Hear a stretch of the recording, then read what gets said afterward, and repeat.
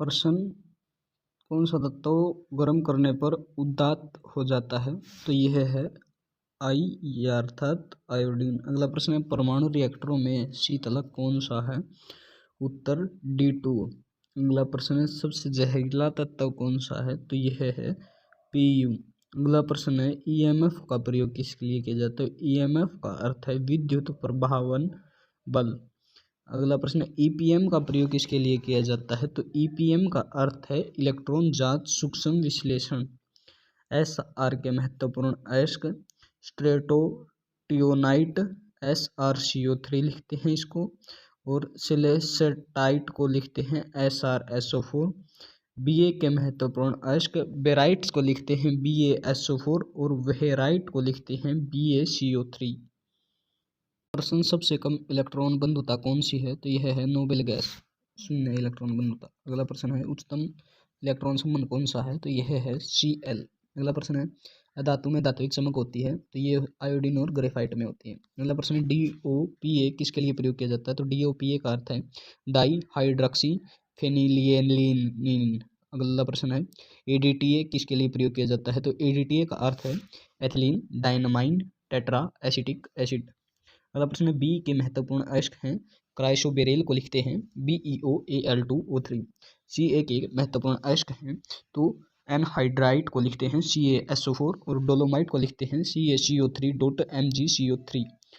फ्लोरोफाइट को लिखते हैं 3Ca3PO4 ब्रैकेट बंद 2.CaF2 और जिप्सम को लिखते हैं CaSO4.2H2O। प्रश्न, उच्चतम इलेक्ट्रोनेगेटिव विकर्ण संबंध दिखाने वाला तत्व कौन से हैं? तो यह है Li से Mg और Be के साथ Al और B के साथ Si। अगला प्रश्न है, उच्चतम आयनीकरण क्षमता किसमें है? तो यह है He में। अगला प्रश्न है, सबसे कम आयनीकरण क्षमता किसमें है? तो यह है Cs में। अगला प्रश्न, DNA किसके लिए प्रयोग किया जाता है? तो DNA का अर्थ है डीऑक्सी राइबोन्यूक्लिक अम्ल। और DNP किसके लिए प्रयोग किया जाता है? तो DNP का अर्थ है डाईहाइड्रोक्सी फेनिलहाइड्रोजिन। और B के महत्वपूर्ण अयस्क बोरिल 3BeOAl2O3.6SiO2 या B3Al2Si6O8 और फोनोसाइट को लिखते हैं 2BeOSiO या फिर Be2SiO4।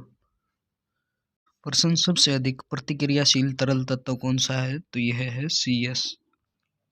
अगला प्रश्न है, सबसे प्रतिक्रियाशील गैसीय तत्व कौन सा है? तो यह है F।